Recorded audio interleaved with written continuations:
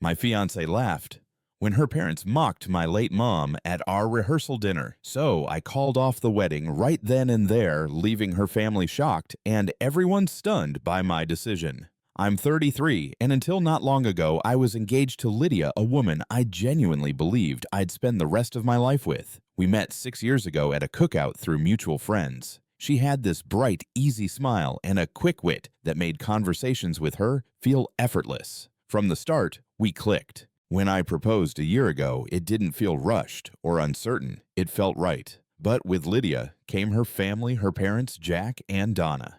At first, I thought their loud, overbearing personalities were just quirks. They liked being the center of attention, always had something to say, and never held back an opinion. I brushed it off as harmless at the beginning, but over time, it became clear their sense of entitlement ran deep. Before I get into what happened, I want to talk about my mom, Patricia. She was the best person I've ever known. 2 years ago, she passed away after fighting cancer for 3 incredibly hard years. Even in her worst moments, she put others first. She taught me about kindness, generosity, and standing up for what's right. She was my rock, and not just mine. People in our community leaned on her, too. She had a way of showing up quietly, doing what needed to be done without ever asking for thanks. That included Lydia's family. Jack and Donna owed my mom so much, but you wouldn't know it by how they talk about her now. Years ago, when their restaurant was barely staying afloat, my mom co-signed a loan for them. She was the only one who believed in them enough to take that risk. She helped them straighten out their finances and make a plan to recover. And it worked. The restaurant survived. Later, when their industrial oven broke and they couldn't afford to replace it, my mom bought a new one for them, out of her own pocket. No strings attached. Even when she was sick, she never asked for the money back, even though she could have used it for her treatments. Then there was Lydia's brother Ryan. He was about to drop out of college because he couldn't pay for his final semester. My mom paid his tuition. Her words, "Education is one thing no one can take away from you." And it wasn't just money. She gave her time, her energy, helping with bookkeeping, babysitting Ryan's kids while he studied whatever they needed. And the thanks, a few casual words at best. No real recognition, no true appreciation. But that was my mom. She didn't care about credit. She just wanted to help.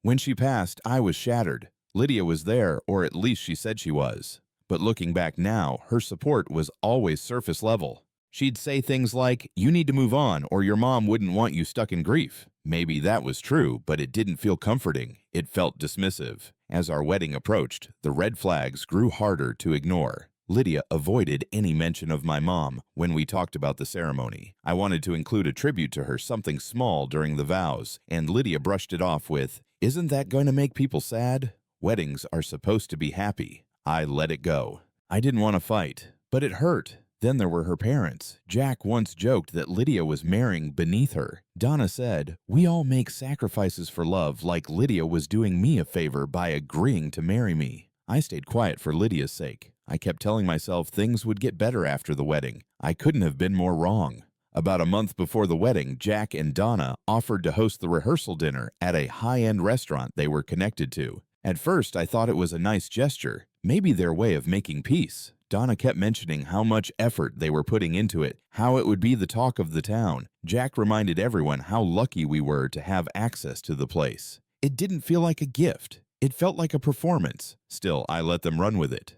Mistake. As the dinner approached, their true colors came out. Every conversation was laced with passive-aggressive remarks. When I asked about the guest list, Donna just said, "We'll handle it, Michael. You don't need to stress. Just show up and enjoy." I felt like a background prop in my own event. Then the menu. Donna went on about how the chef was designing a luxury experience, adding, "Nothing like what you'd find back home."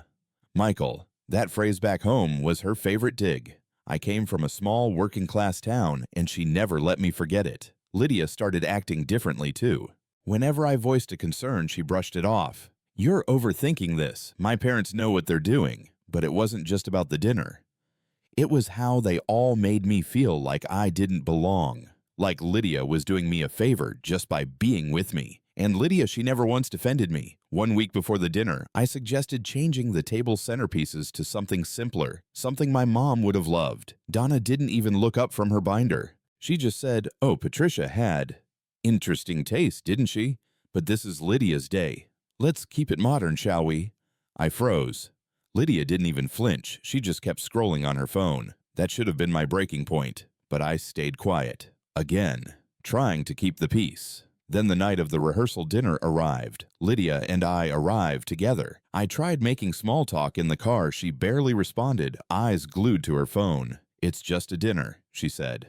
Don't stress, just a dinner. The restaurant was extravagant. Chandeliers, crystal glassware, the whole 9 yards. Jack greeted people at the door like he owned the place. Donna was giving directions to staff like a wedding planner. It felt like a gala, not a family gathering. And it was almost all Lydia's people. Out of everyone there, only my dad, my sister, and a couple close friends were from my side. I asked Lydia what was going on. Your family's small. My parents had to fill the room somehow, she said, like it was no big deal. But it was. After the meal, the speeches began. Jack took the mic first. He made it sound like he was giving a corporate keynote, not a father of the bride speech. He called me Michael like it tasted bad in his mouth, talked about how Lydia had always been the star of the family, how she always aimed high, and with a smirk, how marrying me would keep her grounded. A few people chuckled.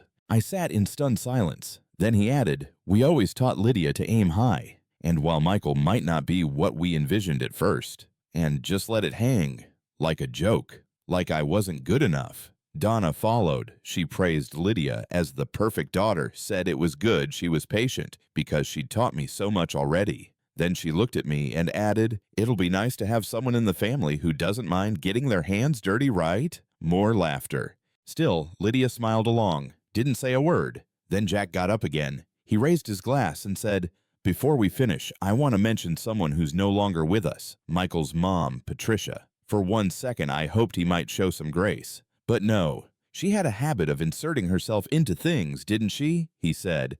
Donna chimed in. Oh, she definitely had opinions, always offering help even when we didn't ask. They laughed, like she was a punchline.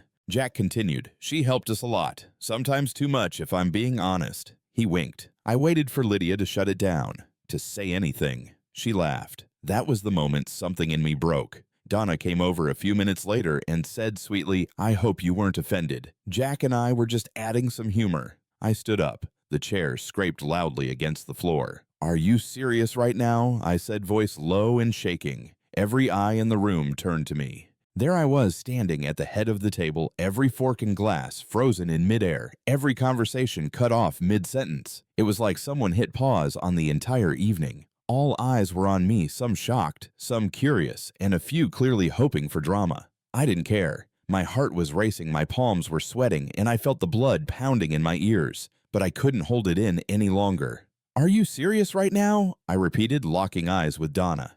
She blinked, clearly not expecting me to challenge her. Jack leaned back in his chair, raising his glass, like this was all beneath him. Lydia, sitting next to me, hissed, Michael, stop, under her breath. I didn't even glance her way. Let me get this straight, I said, my voice louder now. You've spent this entire night mocking my mother, the woman who helped your family when no one else would, the woman who supported your business, paid for your son's education, and never asked for anything in return, and you think it's just a joke? Jack scoffed, that same smug smirk still on his face. Relax, Michael. You're overreacting. It was all in good fun.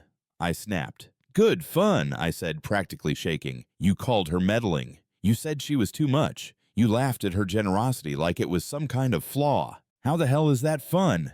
People started looking away, suddenly finding their plates or drinks very interesting. Lydia's cousins avoided my gaze entirely, but I could feel my dad's eyes burning holes through Jack. My sister looked like she was ready to flip the table. Donna gave a nervous laugh. Oh, Michael, don't be so sensitive. Everyone knows Patricia liked to take charge. Take charge. I repeated, disbelief coating every word. She helped you. She saved your restaurant. She paid for your equipment, your renovations, your son's tuition. And this is how you repay her, by mocking her in front of a room full of people. Jack sat up straighter, annoyed now. All right, that's enough, he said, trying to sound like the authoritative head of the family. We didn't mean any harm, but if you're going to throw a tantrum over this, maybe you're not ready for marriage. That line. That one sentence told me everything I needed to know about how little they respected me or my mother. Lydia tugged on my sleeve. Michael, can we go outside and talk, please?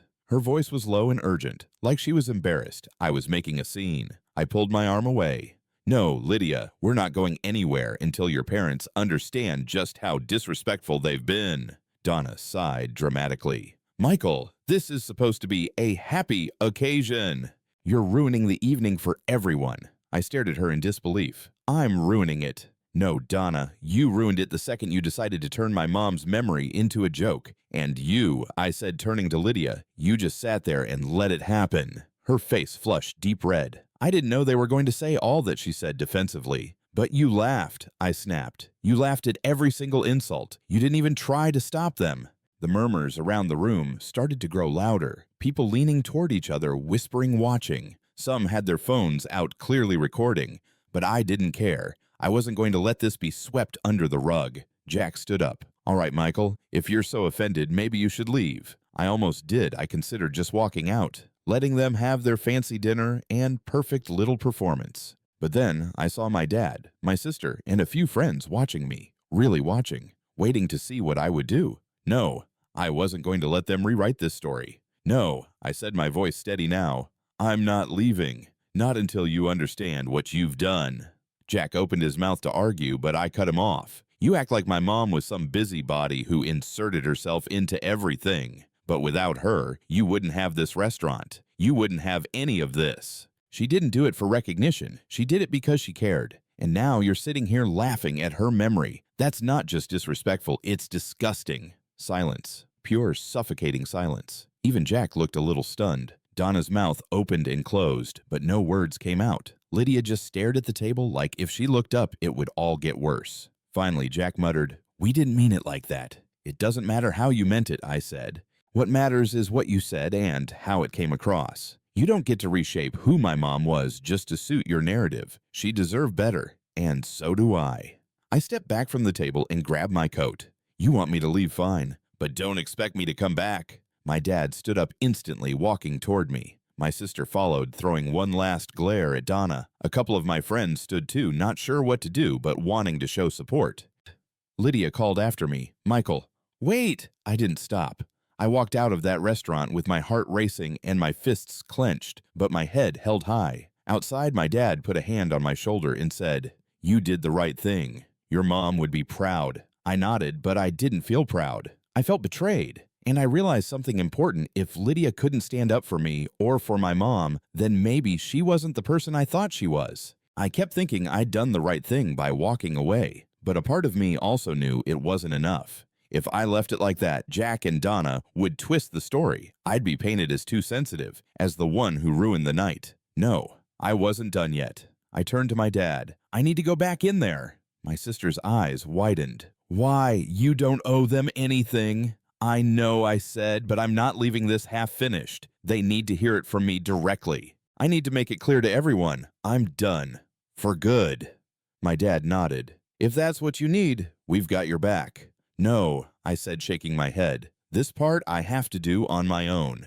They hesitated but didn't argue. I took a deep breath, turned around, and walked back toward the restaurant. My stomach was tight. My legs felt like lead, but I knew exactly what I needed to do. As I walked back into that dining room, it was like stepping into a pressure cooker. Conversations that had just started to pick up again fell silent. Heads turned. Forks paused midair. Some people looked surprised, others uncomfortable. A few clearly hoped they weren't about to witness round two. Lydia was still standing at our table, pale and teary-eyed. When she saw me walk back in, she took a step forward. "Michael," she said softly, "what are you doing?" I didn't answer her. Instead, I walked past every table and straight to the front of the room. Jack and Donna were still seated, smug, stiff, and far too composed for people who'd just been called out for mocking a dead woman. Jack raised an eyebrow, as if to say, "Really, you're back?" Donna offered that same fake sugary smile that made my skin crawl. "Back so soon," Jack said, sarcasm dripping from his voice. I didn't respond. I turned to face the entire room and cleared my throat. "Excuse me," I said loudly enough that everyone could hear. "I have something I need to say." The murmurs stopped again. Phones came out. Eyes locked onto me. Lydia stood frozen by the table, her hands clasped tightly in front of her, like she was bracing for impact. "I know this isn't what anyone expected tonight," I began. "And I'm sorry if this makes anyone uncomfortable. But after what happened in this room, I see no reason to pretend anymore. I took a breath. This wedding is off. Gasps, murmurs, and a few audible "oh my God" spread like a ripple through the room.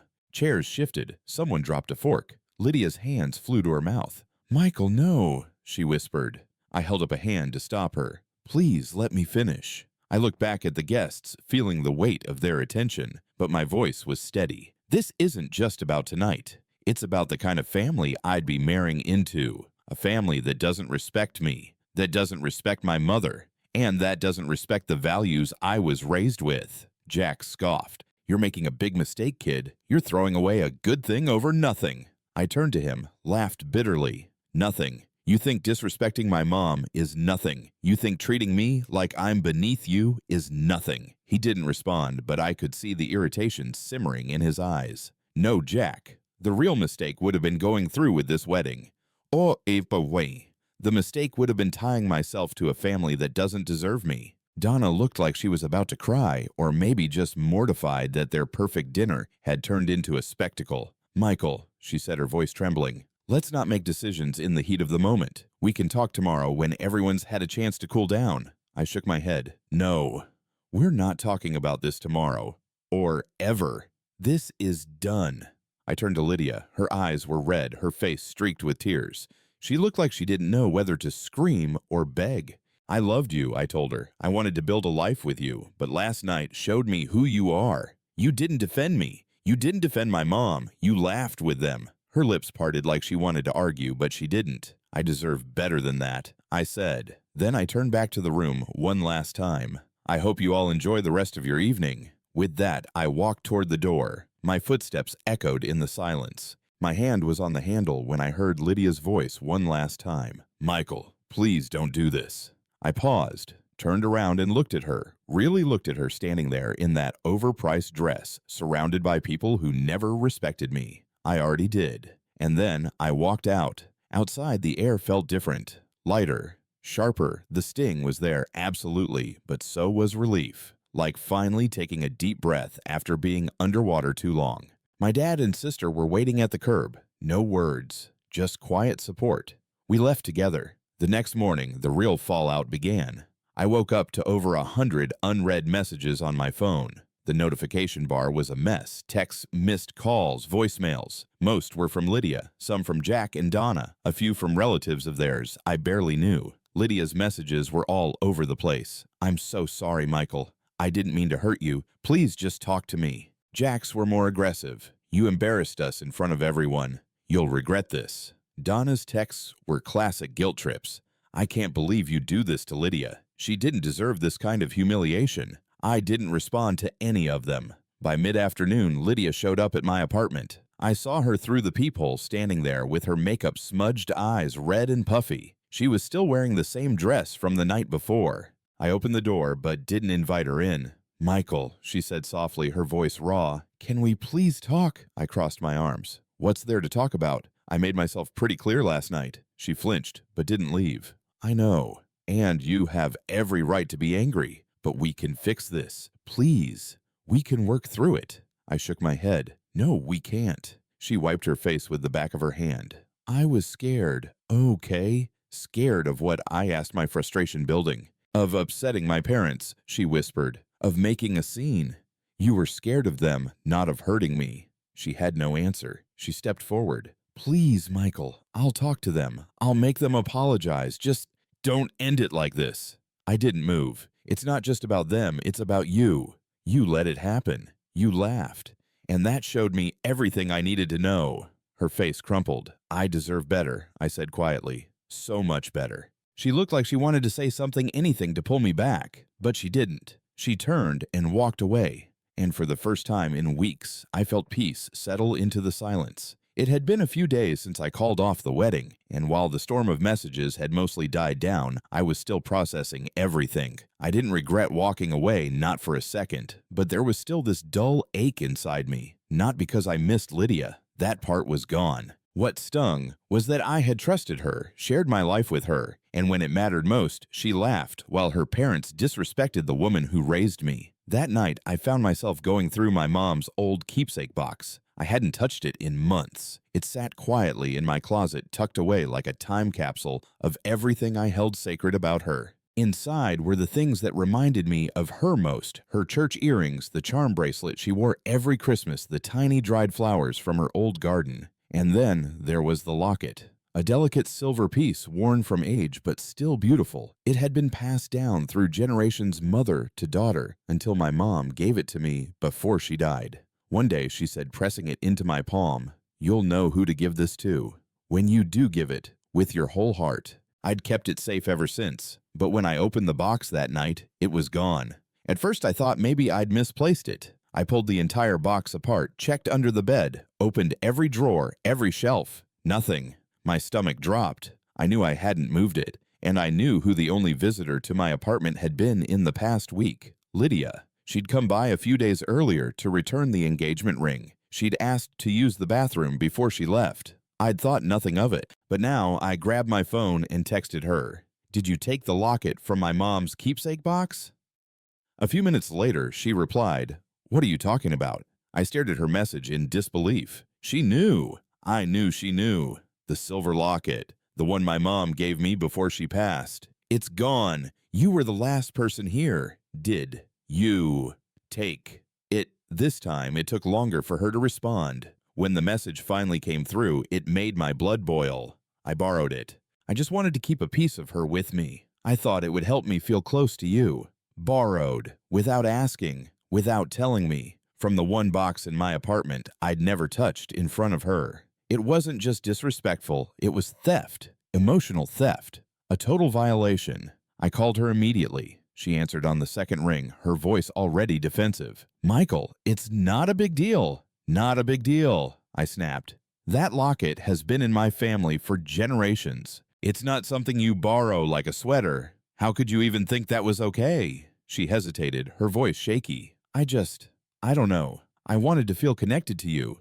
I didn't think you'd notice right away." "Of course I'd notice," I shouted. "It belonged to my mom, and you didn't just take it. You took it after mocking her memory in front of a room full of people." She started crying again, but I wasn't in the mood for tears. "Where is it?" I asked. "It's at my parents' house," she mumbled. "I didn't want to lose it, so I left it there. That was it. That was the final straw. You took something that doesn't belong to you, something sacred, and you just stashed it at Jack and Donna's place like it meant nothing to you." "I'm sorry," she whispered. "Sorry doesn't cut it," I said coldly. "I'm coming to get it. Now."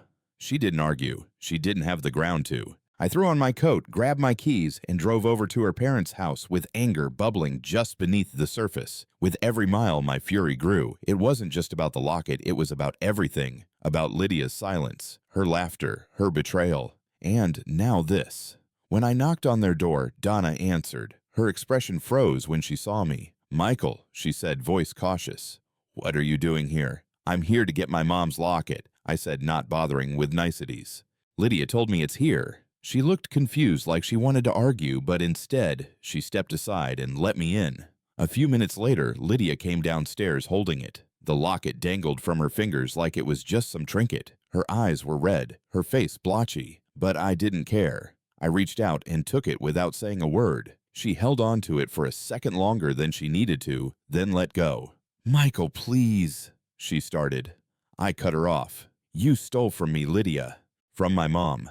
After everything. After what you and your family already did." "I didn't mean to hurt you," she said, her voice cracking. "You didn't think." "That's the problem," I said. "And now you don't get to play the victim." Her face crumpled and she started crying again. I turned around and walked to the door. As I opened it, I added, "I don't want to hear from you again. Ever." And I left. The days that followed were quiet, blissfully so. I blocked her number, deleted the messages, and removed every trace of her from my life. No social media, no mutual friends, nothing. And I didn't feel guilt. I felt clarity. Calling off the wedding had been hard, but this was closure. This was the last thread I needed to cut. I had stood up for my mom, for myself, and for the life I knew I deserved. In the weeks after it all ended, the silence was strange. At first, it felt eerie, like the eye of a storm that might still circle back and hit harder. But as each day passed and nothing came, no new messages, no surprise visits, no more apologies, I began to understand that silence wasn't something to fear.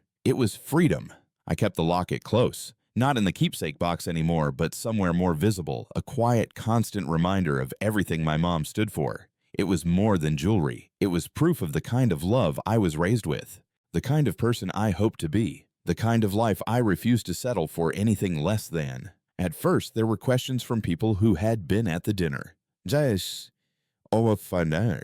Some texted, some called. A few messaged me on social media, mostly people from Lydia's side asking, "What really happened?" Or, "Is it true the wedding's off?" I didn't respond. I didn't feel like defending myself to people who never really saw me to begin with. But then came the messages from my side. From the people who mattered. Friends who said I wish I had said something at the dinner. My sister, who told me how proud she was. My dad, who quietly started stopping by my place more often, not to talk, but just to sit and watch the game like we used to. That meant more than any words. And eventually, the calls and questions stopped. The world moved on. People always do. But I didn't move on bitter. I moved on better. I started going back to the routines I had let slip during the engagement. Late-night runs, weekly dinners with my sister, volunteering at the community center on Saturdays like I used to with Mom. That part especially brought me peace. There was something healing about giving my time the way she had always done.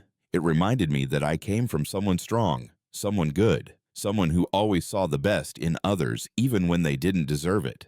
A month after the breakup, I finally sat down and wrote my mom a letter. Not for anyone else, just for me. I told her everything what Jack and Donna said, how Lydia laughed, how I stood up and walked out. I told her about the locket, about taking it back, about how I'd finally said the things I should have said long ago. And then I told her the part that mattered most. I told her I was okay. That I knew now what I hadn't wanted to admit for a long time, that love without respect isn't love.